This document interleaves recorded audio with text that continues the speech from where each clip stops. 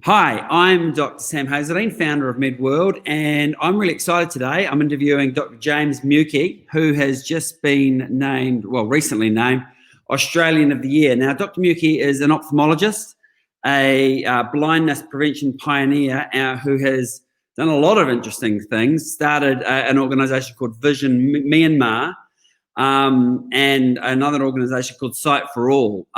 2012, he was on the Queen's Birthday Honours, was appointed a member of the Order of Australia, and in 2020 has been named the Australian of the Year. And as soon as he was named Australian of the Year, he started advocating for a tax on sugary drinks in the fight against type 2 diabetes, which obviously as an ophthalmologist you'd see the end stages of that a lot. He's also recently, stopped conducting surgeries due to an inherited neurological condition impacting his right hand, and be interesting to understand, that transition too. So, James, welcome. It's really great to have you here. Hey, Sam. Yeah, thank you very much. Great to be here this morning. Oh, look, we've bounced around on a few times to make it happen, but here we are. So. Yeah, exactly. So look, I'm really interested to get into your work, particularly in Myanmar and what you've done there. But can we start with, why did you first, the audience is doctors. MedWorld is about, helping doctors and promoting doctor well-being. So just going back to it, why did you first decide to become a doctor? And I guess, through your career, what surprised you the most? What do you know now that you didn't know then? Yeah, it's interesting. There's no one thing that made me head down the pathway of medicine that I can recall. I wanted to be a doctor from as long back as I can remember, probably at least from the age of 8 or 9. And so there was nothing specific. I didn't have a parent that was a doctor. I didn't have really any exposure to medicine, but it just really appealed to me. And back at that age, I loved creating things with my hands, and I loved putting together those models of World War II aeroplanes and tanks and things. So I loved doing fine work. And so the idea of surgery really appealed to me back then, and particularly the idea of microsurgery. And I remember for my 8th birthday, my parents gave me the anatomy kit, The Visible Man, which you may recall. It had the clear outer skin and it had all the organs which you could paint and put together. So, way back then, I knew that I loved this idea. And even we went and lived in America for a couple of years in the early 70s. And on our way back through Hawaii, we had a few days in Honolulu, and I went into one of the souvenir shops, Waikiki Beach, and at the age of 11, there were a series of statues made out of lava. And one of the statues was the Hawaiian god of wisdom, Hakuna. And on the back, it said that the god Hakuna helps children get through difficult studies, and particularly those who want to get into medicine. So I pleaded with Mum and Dad to buy this for me, and they did. And so that shows you at the age of 11, I was still, was really keen to do medicine. And interestingly, that statue sat on my bookshelf looking over me through high school and through medical school, got me into medical school, got me through medical school and into ophthalmology training. Interestingly, that when I became married, I married my wife's a commercial interior designer, and so this statue was pretty ugly. And as soon as we got married, as soon as she came into the house, the statue got buried and didn't reappear for many years until my son, my youngest son, wanted to do medicine. And this was a couple of years ago. And in his final year, we have something called the UMAT exam, which was diabolical. It's since been changed to a different format, but it's a kind of an EQ test. And he didn't pass that the first time round. So I remembered this statue, and I pulled the statue out and I gave it to him, and it sat on his bookshelf for that year while he prepared to get into medicine for the second attempt. And fortunately, he did get in and started last year. So yeah, that was a special moment as part of my life. But it just shows you really that I had this desire to do medicine from the earliest days. So I worked through high school to get into medicine. I worked really hard to get into medicine. Fortunately, I got in. I missed out on Sydney University by 1 month. I was actually living in Canberra, at school in Canberra at the time. And Adelaide was where I was born, friends and family here. So this was the second choice. But as it turns out, it was a really, really good choice. And it's really led to me to where I am today. But I loved doing medical school in Adelaide, and I've been in Adelaide off and on ever since, and here I am to this day. And my practice, my life is based here, and I feel very fortunate. And yeah, so that's a little bit about my history. Certainly, through medical school, I studied really hard. It's the one thing I probably did in excess was study too much. And 6 years of high school, 6 years of medical school. And then I had my internship, and internship was pretty full on. And back then we had those killer 34-hour shifts. And I was really just seeing patients who had chronic diseases, often self-inflicted diseases, related to a poor diet and smoking. And I just was starting to get a bit disillusioned. So I needed something different. And so this idea of spending a year as a doctor in Africa was really appealing. I'd actually been to Kenya during my medical school as a medical elective, and I came across this fabulous hospital in the mountains of central Kenya, and I arranged to go back there after my internship and spend a year as a general voluntary doctor, which was a life-changing experience for me. I love the fact now that I could deal with patients, I could cure patients. Their diseases were mainly not self-inflicted, they were mainly infectious diseases such as malaria, TB, etc. And so this re-inspired me, it reinvigorated a love for medicine, and it created in me a desire to pursue a career in public health. And so this, combined with the idea of using microsurgery to cure blindness in people in poor parts of the world, really fueled this desire to then head down the pathway of ophthalmology. So in a big nutshell, that's a bit of my back history. So really interesting. So what stage doctor were you when you went to Kenya? Well, I went there at the end of 5th year medical school as an elective, and there were a couple of Australian medical students that were at this little hospital. I was actually at the Kenyatta National Hospital in Nairobi, and that was a bit of a zoo at the time, and I didn't last very long there, but I went to visit these other medical students in this hospital 2 hours north of Nairobi, a hospital called Tumutumu near Nyeri, and it's a little privately run hospital in a stunningly beautiful area. And I just fell in love with the place, and I thought one day I would love to come back and work. And so then through my internship, when I was becoming a little disillusioned, I just felt this was a great opportunity to go and spend a year at this hospital. So I wrote to the director. He welcomed me back. I actually saved my entire year. This was my first year of earning money, so that I could spend a year as a voluntary doctor. Yeah. So that was at the age of, I suppose I was 24, 25. So it was literally the first year after my internship. Because that's interesting. I remember, often I speak to groups of graduating medical students, and they're so enthused and excited about the profession. And then I remember one event where they'd bring in first-year house officers to talk about it, and even within a year, they are disillusioned, they're burnt out, they're cynical, and it can happen so quickly. So why did Kenya help you get reinvigorated about medicine? Like, what was it that working somewhere like that really did for you? Well, certainly looking at that internship where I was, as I mentioned, mainly dealing with these chronic diseases, you were able to alleviate symptoms, prolong life, but you weren't able to cure. I mean, there weren't many opportunities to actually cure people, which is, I love the idea. I suppose my nature, my personality is being able to solve something, to finish a project, to cure. And so it just didn't float my boat at the time. And so then the idea of going to Kenya, I didn't quite know what I was going to expect, but I loved the idea. I was a keen traveler. I love an adventure. I love Africa. I had a love affair with Africa when I was a child. I used to watch, all of those shows, Daktari about the doctor in East Africa, Kimber the White Lion, Tarzan. I used to love all those stories about Africa. So Africa always enchanted me. It was always something that drew me there. So I just thought, well, I just need a year off. Let's go and spend that year in Africa. And then, for the first time, I was really able to cure people, and it was so inspiring. And I do my morning ward rounds, and you immediately knew which patients were ready for discharge. They'd actually be sitting bolt upright right in their beds. They'd have a big smile on their faces, and you just knew that they were ready to go home. They wanted to go home, and so it just was something that was so much more appealing to me than the medicine that I'd experienced in that first year as an intern. And so that's why I really then wanted to pursue a career in public health, which combines this I suppose the love of adventure, the love of traveling in poor countries, and the ability to be able to cure people. And ophthalmology, and particularly cataracts and cataract blindness. So cataract blindness is the leading cause of blindness in the world, and certainly in poorer countries.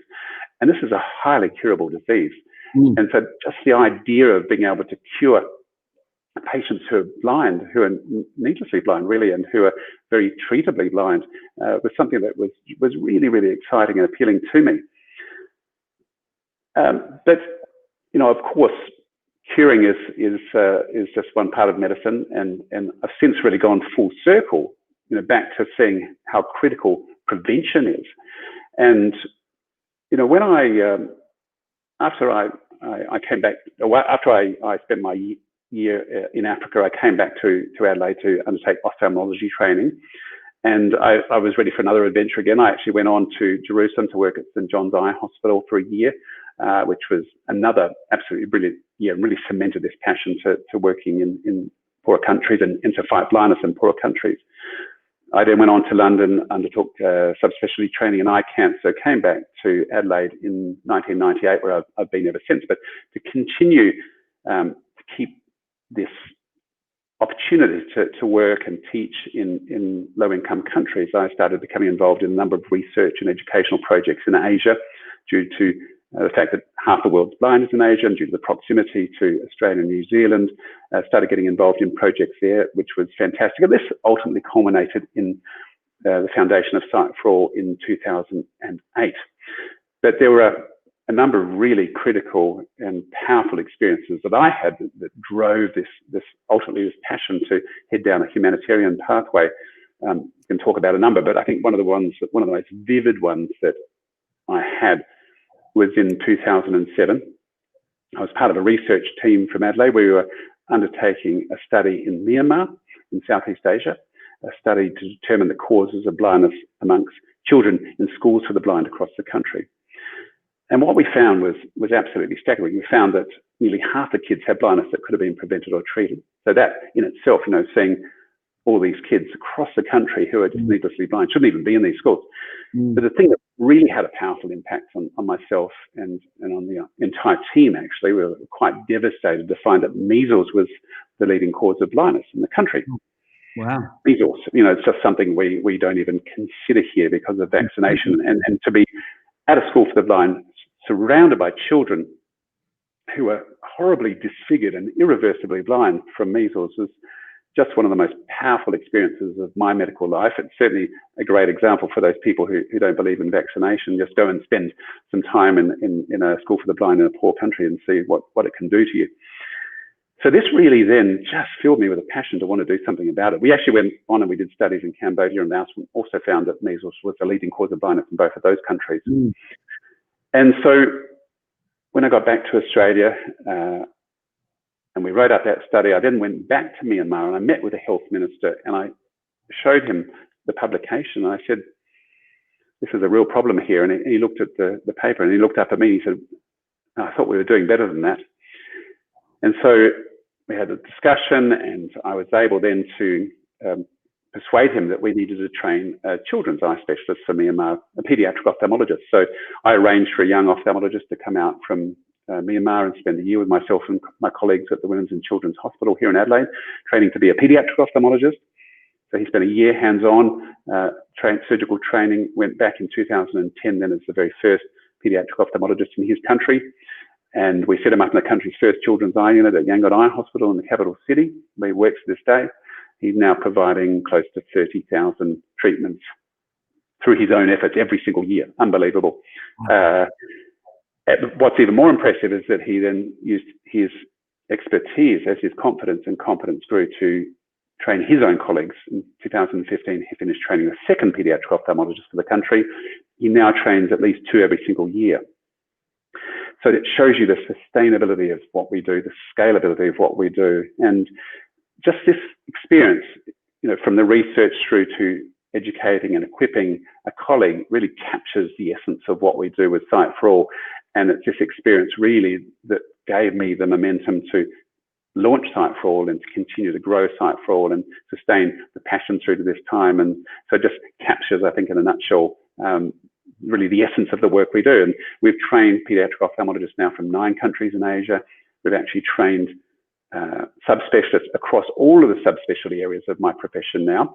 And again, in 9 countries, we've now extended our work into Africa, impacting on about 1 million people every year. So it's a really rewarding, thrilling, exciting thing to be involved in. And we've also have a number of ophthalmologists and optometrists also from New Zealand who are involved in our projects. So we appreciate all of the work that our colleagues contribute, their goodwill, their expertise, their time, their passion.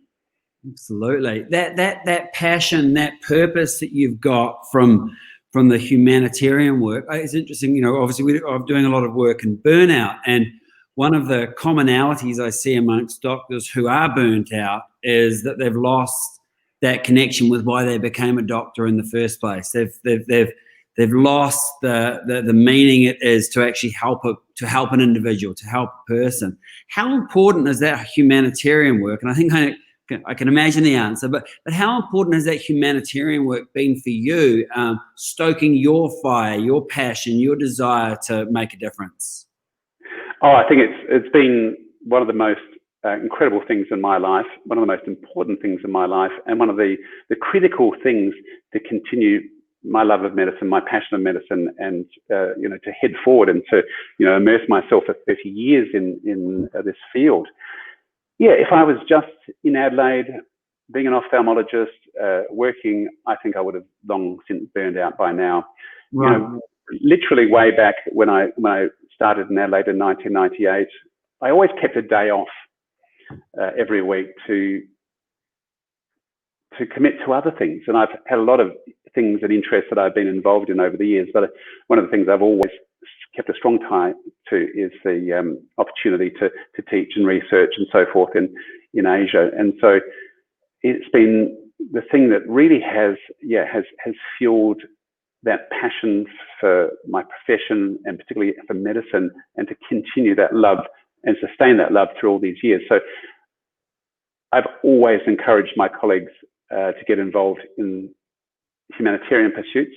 It may not necessarily need to be in medicine, but it makes sense to be in medicine, and certainly within your specialty within medicine. It just has been such a brilliant thing for me that it has, as I say, been one of the most rewarding things in my life. So absolutely recommend that to any doctor. Don't just, the idea, I think, as soon as you get out of medical school is to start earning money. The money is there. The money will come. You'll have more than enough money to survive and have a very enjoyable life. But the thing which will be the icing on the cake of your life is the opportunity to give back. And the giving back is just, it's incomparable, the experience. And what is it about the humanitarian work? Is it that you see a much bigger kind of return from what you put in terms of the impact you can have? The impact. New Zealand? Absolutely. So people often ask me, what's it like when you take the pad off someone who's been blind? Let's say, for example, they've had a cataract removed, you take the pad off and they can see for the first time. Yeah, that's a lovely experience. It's a heartwarming experience. But the experience that I mentioned to you about training someone who can then provide 30,000 treatments every year, who then is training their own, that is something far, far bigger. And in fact, I went back, the doctor I mentioned, his name is Dr. Tan Tun Ong. I was in Myanmar in February this year, filming or finishing off a documentary that I'm creating about him, his life, his work. And I must say, I've never been more proud. This guy is one of the most impressive doctors that I've ever met anywhere in the world. His commitment, his ethics, his passion to help in his country, which has a serious blindness problem, not just in kids, but across the board. It's just one of the best experiences that I've had, and as I say, one of the proudest experiences I've had to learn more about his own drive, his passion to be able to, fight blindness in his country. So, yeah. Brilliant. And I guess interestingly, you talk about public health, and I think a lot of doctors think of, there is a specialty if you can go into public health, but you obviously have chosen to, use ophthalmology and go, you look at the public health in relation to that. I think I'm just interested about that as a focus and what that's meant for you, because I don't think it's something that most doctors necessarily consider as an adjunct to their core specialty. Yeah, sure. And so I actually didn't complete the story before when I was mentioning that, through my internship, I was seeing patients with chronic disease. And now these were diseases that were all entirely preventable quite often. And so I didn't, it frustrated me. I didn't see at the time the critical need for prevention. And then going into ophthalmology, where my desire was to be able to cure, to treat and cure and to have those quick fixes.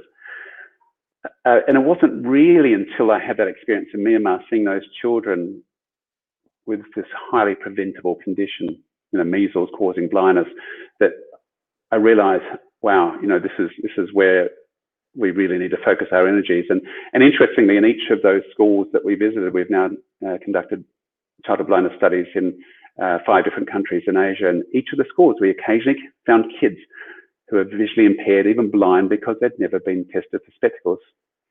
Because there's no one to provide that basic service in their country that we just take for granted here. So again, seeing children who are needlessly blind, who are preventably blind because they didn't have spectacles, again filled me this passion to do something about it, that how critical prevention is in our profession. And so this really took me from, a cure model to a prevention model.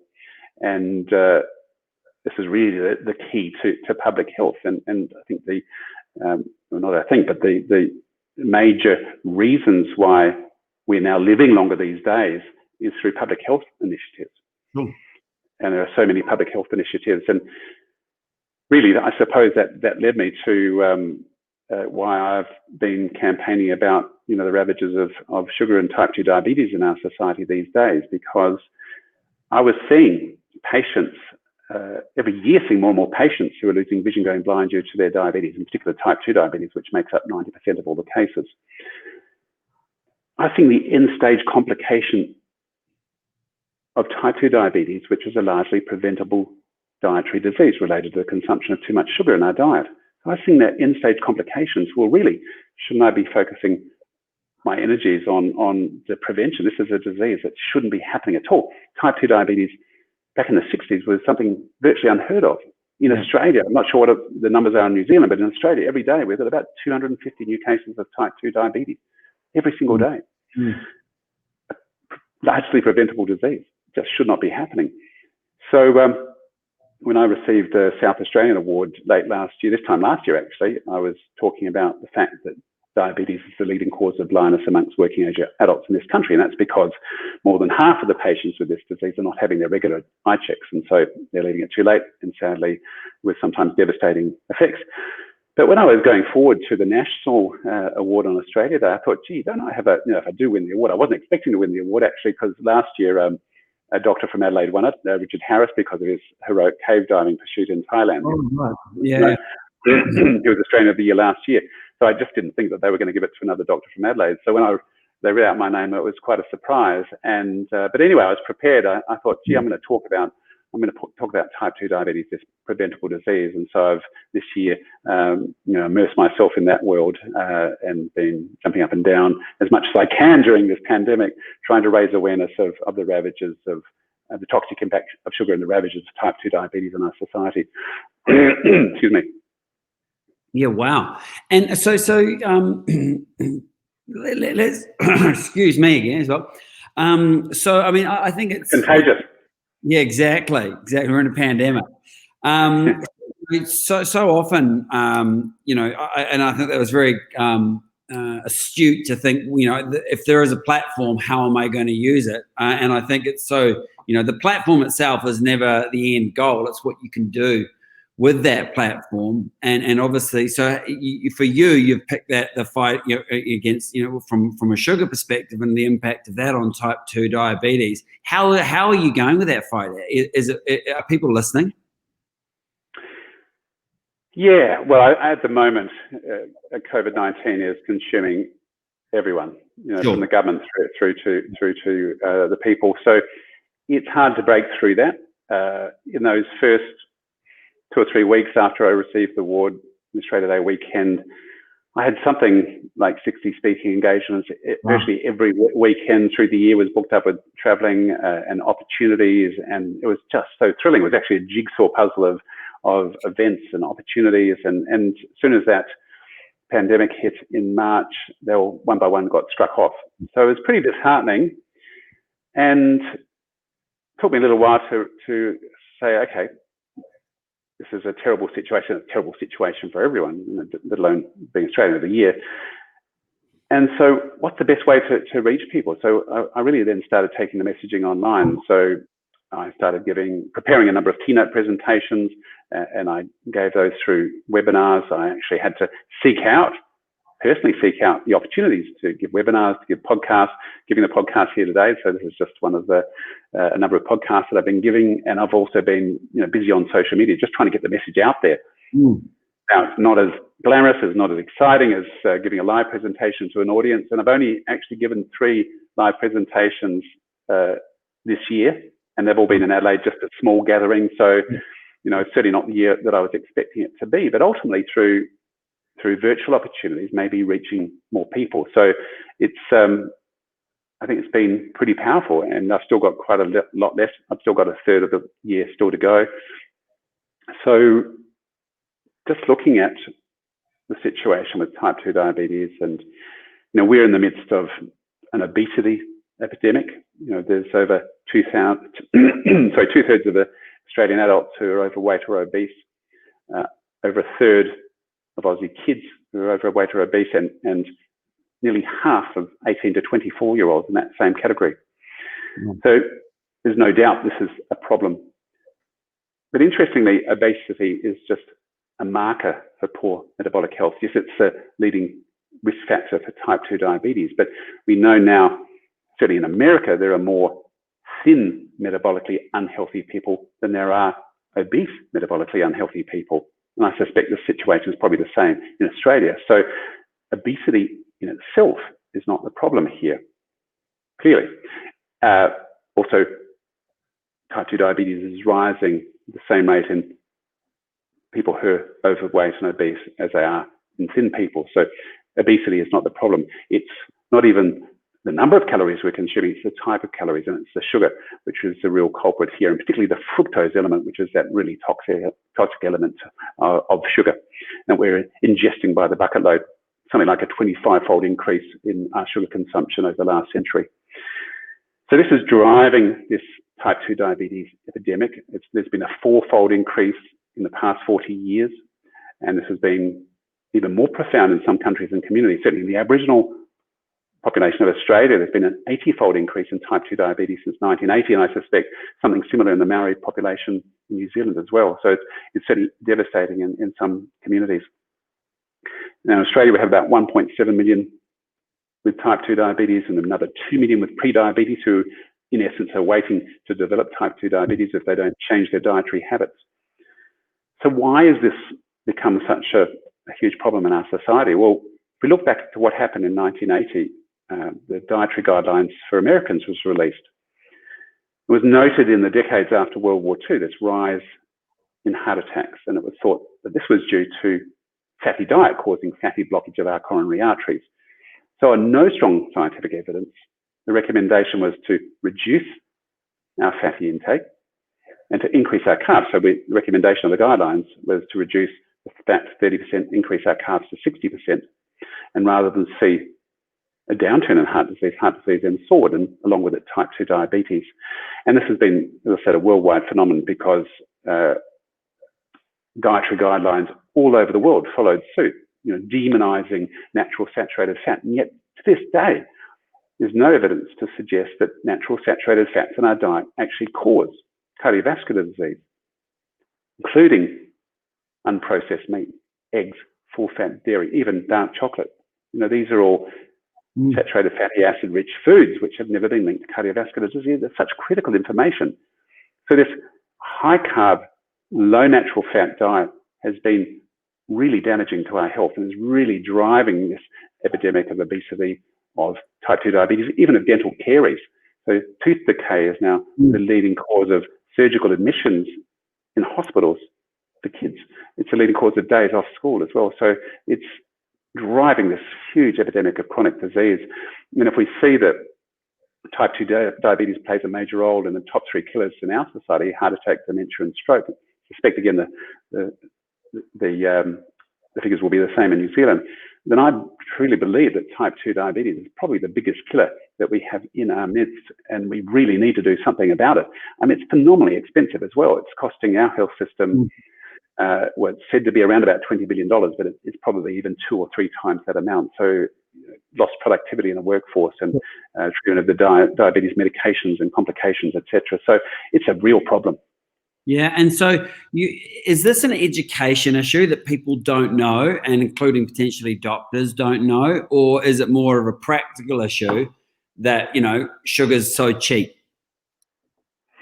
There's all sorts of elements. So if we're going to call this a dietary disease, well, then it should be a dietary cure. It should be as simple as reducing the amount of sugar in our diet. If we look at our Australian Guide to Healthy Eating, it's packed with products which are made from refined carbohydrates. So these are white rice, white flour, white potatoes. So these are all made from starch, and starch is virtually, you know, it's long chains of glucose which are broken down into glucose when they reach the gut. So when you're ingesting products made from refined carbohydrates, you're pretty much ingesting pure sugar. So when we talk about sugar, it's not just the table sugar, the stuff that we add to our tea and coffee. So sugar, you know, on a grand scale is a big problem here.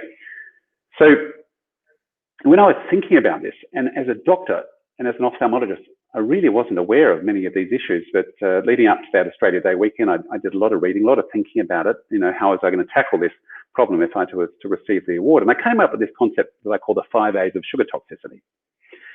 So first A is addiction. Sugar is actually highly addictive. It's been shown to be as addictive as nicotine. So when we consume sugar, it activates the reward center in our brain, leading to the release of the neurotransmitter dopamine. It's what makes us feel good, what makes us want to do it again, what gives us those cravings. Second A is alleviation. We often use sugar to alleviate stress and to make us feel better when we're down. You know, when we're stressed, the body is flooded with cortisol, and we need to balance that with the release of dopamine, and so sugar does a good job of that. Third A is accessibility. Sugar is cheap. As you say, sugar is absolutely everywhere in our lives. You can't walk into a service station in Australia without being confronted by a wall of confectionery. You can't check out from most supermarkets and stores without being enticed by soft drinks and chocolates, often, you know, heavily discounted.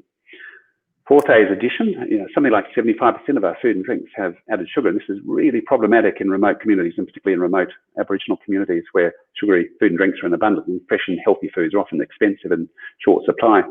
And finally, advertising. You know, our world is flooded with ads and TV commercials for sugary products, and often in the most insidious and predatory of ways. So there's these 5 A's are really making it difficult for us to kick this serious sugar toxicity problem that we have here. And then you have vested interest from industry and vested interest from religious ideology, all of these playing a role, and it becomes a much more complicated thing than tobacco. You know, we engaged a tax for tobacco, we banned advertising, we had graphic awareness strategies, all of these things for tobacco, and it took decades. Now, sugar is far more complicated because we have sugarcane farmers, we have the sugar industry, we have the beverages industry, or the processed food industry, et cetera, et cetera. So it's a big thing, and it's something the government's not overly keen to tackle, of course, because it means revenue, it means jobs, it means votes. So it's a big problem. And so for me, there's 2 overarching things here. What you mentioned before is awareness. And there's one that we should be personally aware that sugar is highly addictive and that we're using it to alleviate stress, and particularly in the times of pandemic where there is a lot of stress and people are turning to sugar and sugary products to relieve that stress. There's no doubt about that. I'm sure we'll see a surge in type 2 diabetes once the dust has settled from the pandemic. So personal awareness is critical, but also awareness of type 2 diabetes and its many ravages. You know, it's devastating, life-changing and life-threatening complications. You know, even patients, I may have talked about a patient of mine who really was very powerful in me changing my thinking about this. It was a bit like seeing those kids in Myanmar who are blind from measles. One of my patients went blind in both eyes. He went to bed one evening with normal sight, woke up the next morning. Wow. He had vitreous hemorrhage into both eyes due to his type 2 diabetes. And is still to this day blind. He's now had 9 amputations. He's had 2 heart attacks. So this guy has been devastated, both him and his family, due to this disease.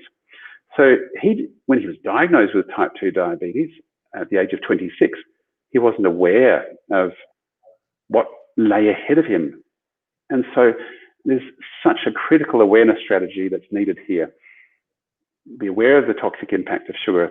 Be aware of the risk of type 2 diabetes and its complications, and also to be aware of some of the really important issues. And I mean, it's not all doom and gloom. There are some important positive messages here as well, that type 2 diabetes is preventable, but also really critical. And this is something that absolutely many doctors are not aware of, that type 2 diabetes is reversible in many patients. And there are over 100 controlled clinical trials to support that. Through a low-carb diet, you can actually reverse type 2 diabetes. And one very good paper showed a 56% reversal in a 10-week period using a very low-carb diet. This is something that needs to be shouted from the rooftops. Really? What we continue to hear and read, even on some of the Diabetes Association website, this is a chronic disease, which ends in doom and gloom, but it's not. It doesn't have to be that way. It can be reversed. And so this is something that's so important. And once again, the demonization of natural saturated fats needs to stop, because they're actually critical to our health. So we need a whole paradigm shift in the way we're eating, the advice of our dietary guidelines, which are really, as I mentioned before, sort of focused on a carb-heavy and particularly refined carb-heavy, processed food-heavy diet, which is a really big driver of our poor health. They need a complete shift in that focus. Shifting gears, so you because of a neurological condition, are not able to operate anymore. Is that correct? Yeah. So I have a condition called focal dystonia. I inherited it from my father. He had the same condition, and I had to give up surgery. I gave up cataract surgery in 2013, and that's the most exacting of surgeries that we have to do, or I had to do. And then over the next 3 years, I one by one had to give up the other less technically demanding surgeries. In 2016, I finished operating altogether.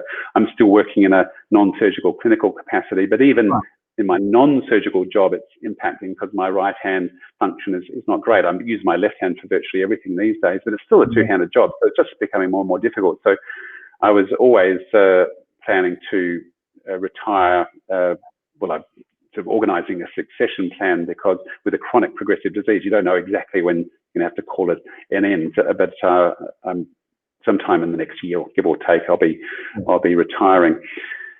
So focal dystonia is a cortical neurodegenerative condition, and best way to explain it, if when you are telling, let's say, a given muscle in the hand to contract, and the brain's giving a message, at the same time, you have to simultaneously silence opposing muscles. Right. So when you're performing fine movements with your hand, and particularly fine microsurgical movements, there's a very complex series of messages going back and forth. And so focal dystonia, not well understood, but it interferes with the ability to control those fine movements. And it started off just with some increasing force that I was holding the instruments with, and it wasn't actually impacting on my surgical skills, but I just noticed that I was holding the instruments with this increasing pressure with my right hand, and so that slowly got worse. And these days, if I was to hold something with my right hand, let's say if I was to hold a champagne glass with my right hand, I would smash it. I've got no ability to control how hard I hold it. So that just gives you an example. So how's that? I've looked at, and spoken to numbers of doctors who have retired, and doctors, some of the group, particularly, some of them have a real challenge with that loss of identity when they're no longer a doctor, and there are some protective things that can actually protect against that. But how has that been from your perspective in terms of losing the ability to do that thing that you love?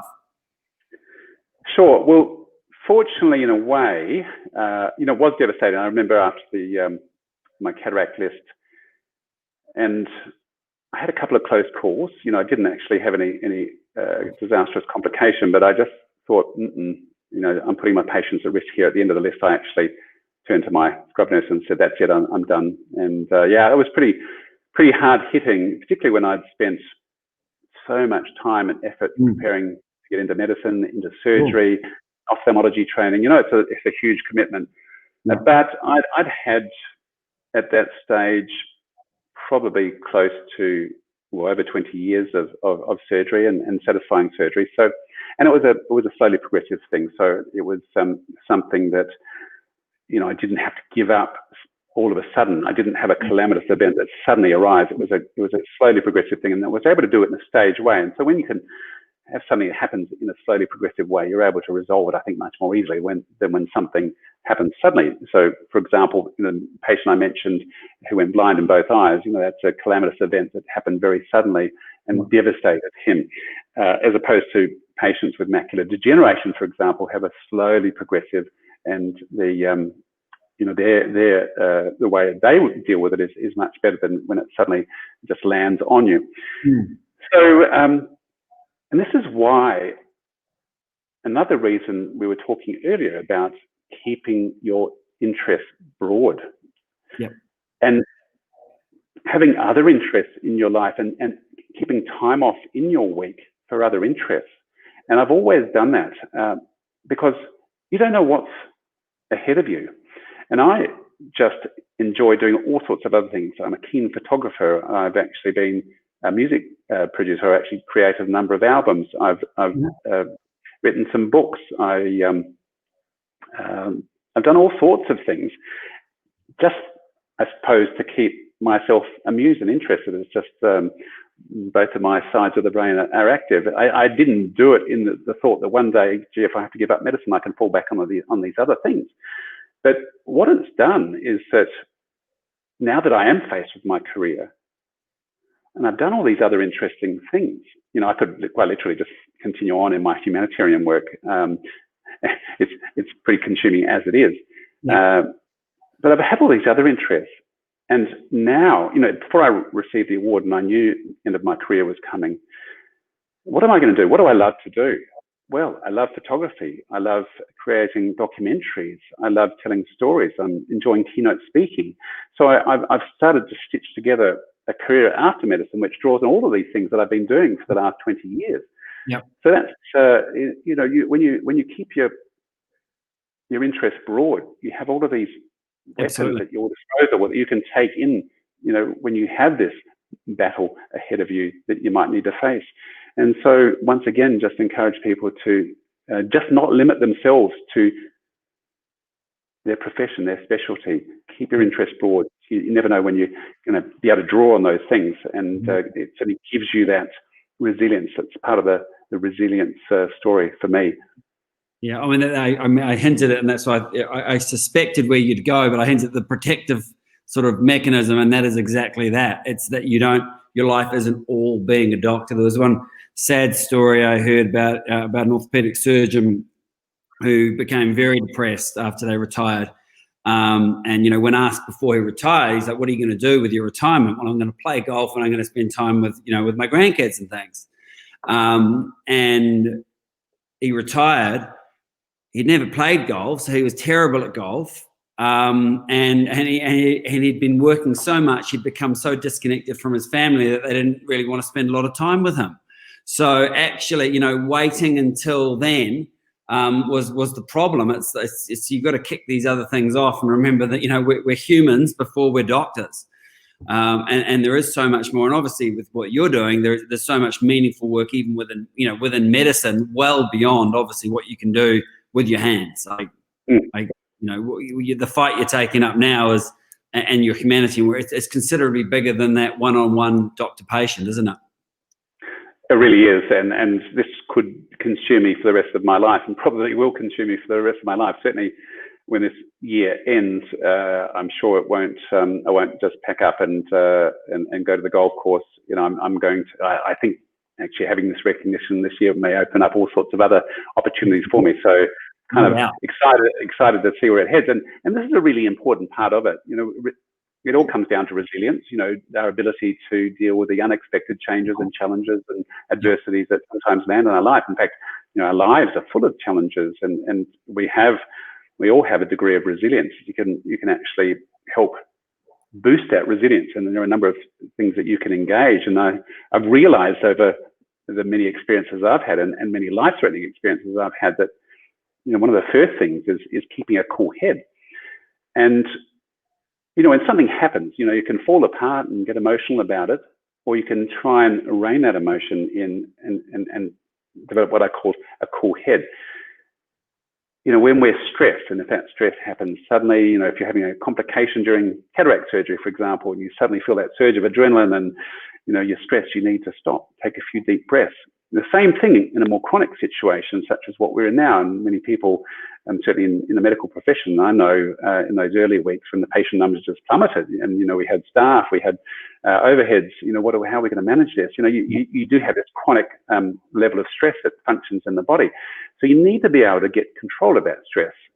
You need to be able to allow your prefrontal cortex to gain control over the primitive emotional part of the brain. So I call this gathering or gaining a cool head. And a cool head to me is one of the first steps in forging resilience. And it's quite often, quite simply, just about taking a few deep breaths and saying to yourself, I'm going to get through this.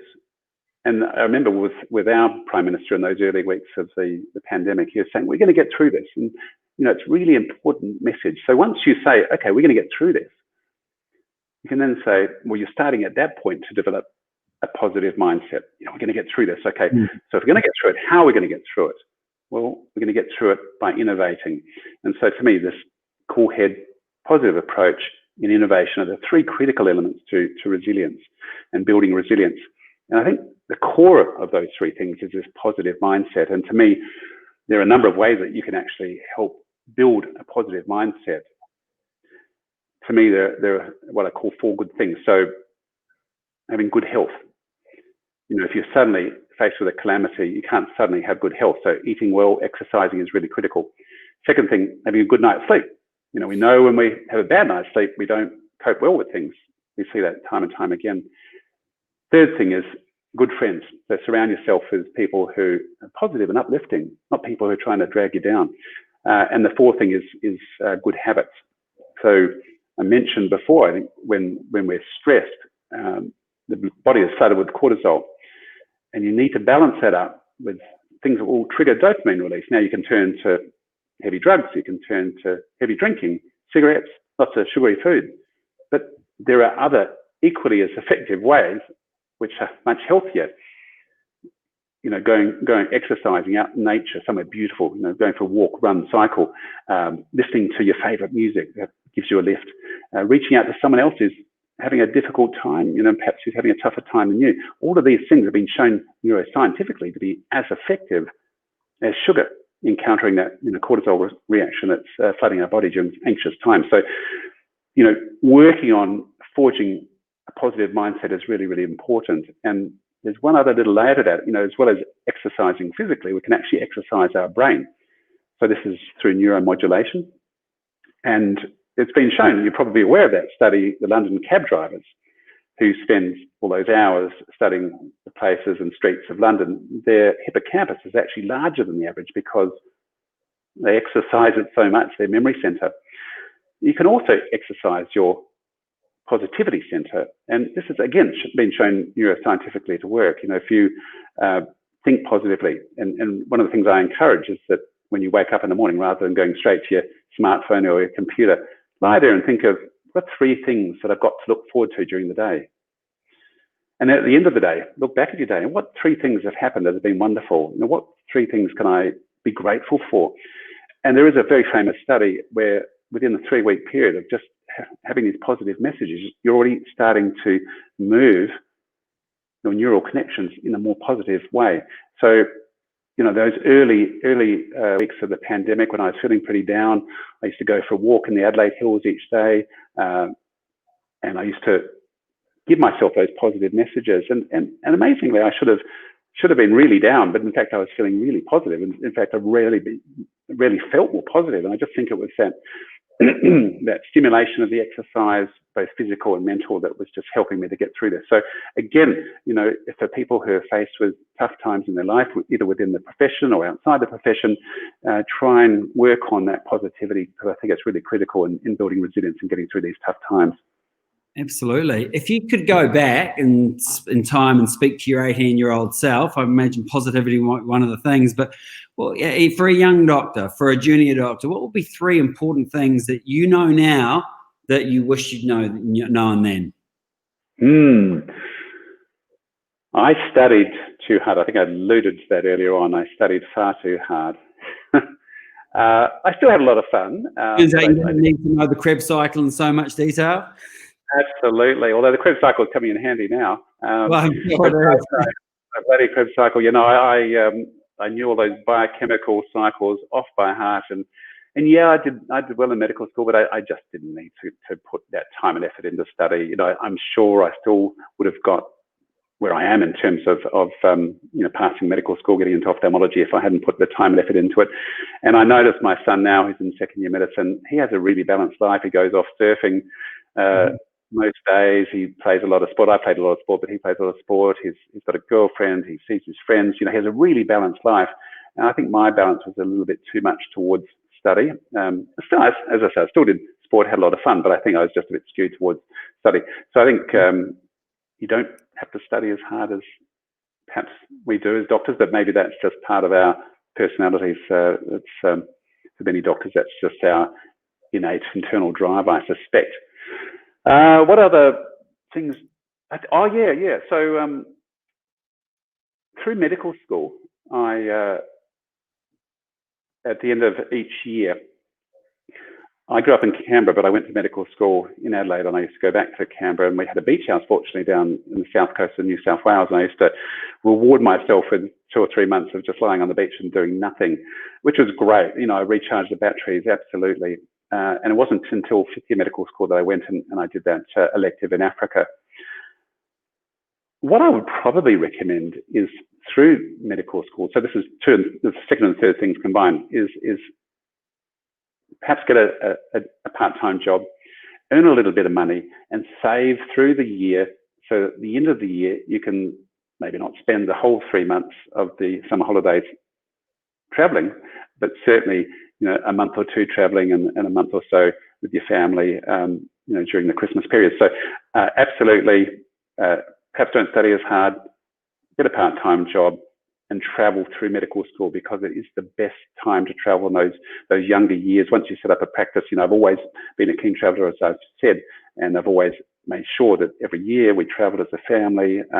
So it's a really important part of my life. I also travel a lot with Sight for All's work, but I think through medical school, just get out there and enjoy it. The world is an incredible place. At the moment, not so easy, but hopefully it opens up next year and we can get back on those jet airplanes and head overseas.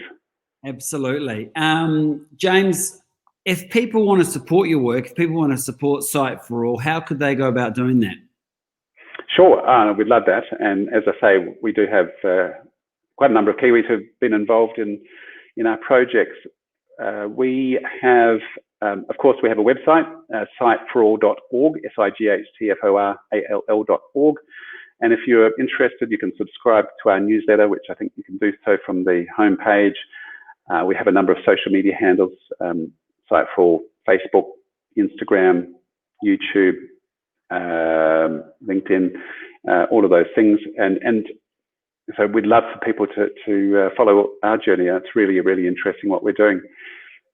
For those who are interested in following my journey as South Australian of the Year and the things that I'm talking about this year and beyond, I also have a number of social media handles. So Dr. James Muecke, DrJamesMuecke, Dr. James Muecke. That's Instagram. I also have a LinkedIn site, which I think is Dr. James Muecke, and a Facebook site, James Muecke or Dr. James Muecke. So all of those things are there. Love for people to follow and share some of the messages, because as doctors, we need to know how critical, how devastating type 2 diabetes is. This is a disease that ravages the entire body. So it touches every area of the medical profession. I can't imagine there are many areas that, even psychiatry, half of people with type 2 diabetes will have some form of mental health issue. So it's really critical that we as doctors understand the root cause and how we can deal with it. In fact, I didn't actually talk about dealing with those 5 A's of sugar toxicity, did I? No, mate, we must. Have we got time for that? Yeah, we've got time. Go for it. Oh, just very quickly. So if we go quickly back through those A's, we did talk about awareness. Accountability was the other thing, accountability of businesses, industry and government. But if we just look at some of those things like accessibility, moving sweet products away from checkout counters where they're preying on our addictions, preying on our kids and the vulnerable. That's one thing that certainly can be done. Looking at the addition A, having clear understanding of the added sugar content that's contained within products. At the moment, it's very hard to know how much added sugar, and when we say 75% has added sugar, it's very hard to avoid things which are heavily sugar, particularly the highly processed foods. So this is really important. And you mentioned before about a tax. And when I won the award, it was in Canberra, and the political journalists, of course, they all came out saying, oh, Dr. Muecke's calling for a sugar tax. But actually, I'm calling for a multi-pronged strategy, not just a sugar tax, but a sugar tax is just one of those elements. And the other thing is, and there's some good reasoning and solid evidence behind it. But another critical thing is advertising. So the predatory advertising that's going on, and particularly advertising at our kids on social media or on TV. So removing ads for sugary products during those hours when our kids are watching TV. So that's just a number of strategies that we could engage. And these are a number of the things that I've been writing to supermarkets and stores across the country, encouraging them to remove the sugary products from checkout counters. I've written to the Broadcasting Commission. I've been lobbying the government to change our dietary guidelines. I'm actually meeting with our health minister next month. I'm giving a presentation to the National Press Club later in the year. I'm involved in setting up a movement to try and change this and creating an awareness strategy. So yeah, I've been really busy and active. I bet it sounds like that side of things is just ramping up.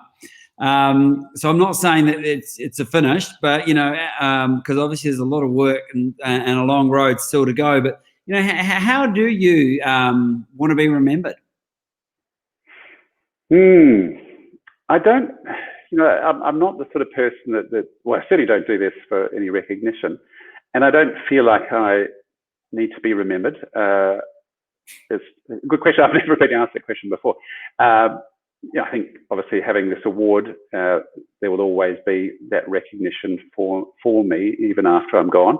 And I know looking back over the Australians of the Year, at the award ceremony last year, there was a whole wall of photographs of previous Australians of the Year, and a number of them have passed away. And there was a sort of memorial during the weekend to those Australians of the Year who've passed away. And so, yeah, I have no doubt that perhaps me as Australian of the Year this year, I'm don't get the feeling that anyone has any idea, because as they say, they've been so consumed with COVID-19. But for me, I think at the end of my life, I want to look back at my life and I want to see that I've had as full and rich life as possible, that I've tried my hand at as many things that have interested me, that I've had the opportunity to do good and to give back, because I think that's such a powerful part of your life. It really does make your life very fulfilling. And I wanted to have traveled broadly and extensively and understood as much of the world as I can. I mean, the world is such a colourful, exotic, extraordinary place with so many different cultures and societies, religions. It's so extraordinarily captivating and fascinating. I just want to absorb and consume as much of it as I can. So that's the selfish side for me. I also love to share that through my photography. I have an Instagram photography site as well, which is different to my Australian of the Year site. So it's JS Muecke, sort of share my photographs. I haven't been doing much of that at the moment, but certainly I just love the colour and the captivation of the world. And so I just want to look back at my life and think I've had a full, satisfying life of good and giving and happiness and to love and be loved. I think all of those things are really, really important and powerful in our life. Well, it sounds like you're living on purpose. I think, I find the good thing about thinking about that question is not actually about the being remembered bit. It's actually about looking back and go, what was, what would have been what's meaningful for me? And it sounds like you're certainly living on purpose there. And look, I just want to say thank you for the time you've very graciously given today. I've found it really interesting, your hearing about your medical career, how you brought such meaning through that humanitarian work, through your public health work in that medical career. Not only that, but what have been your I guess tenets for living a rich and full life. The basics: health, sleep, friends, habits, and also how yes, you've been recognised in incredible ways, Australian of the Year, but how you look at that as a platform to do more good. So I really appreciate Dr. Muecke. Thank you very much. Is there any final things you'd like to say to anyone listening or watching or across the various channels? Well, thank you, whoever's listening in, and whoever listens in the future. It's hopefully, my life story has inspired people to make the best of their lives, to take every opportunity for adventure, take every opportunity that this incredible life has to offer us. That would be the one thing I'd like to leave people with. This life is unbelievable, and so just make the most of it. Absolutely. And Sam, thank you. I really appreciate the opportunity, and it's been great chatting to you. James, thank you. It's a great message to leave on. Really appreciate your time, and I'll look forward to following you and your work as you go forward with this. Thank you. Thanks, mate. All the best. Yes. Now I'm trying to end the broadcast. So we faff around a bit at the end while I try and end the broadcast. But thank you. See you. I think I've got it sorted.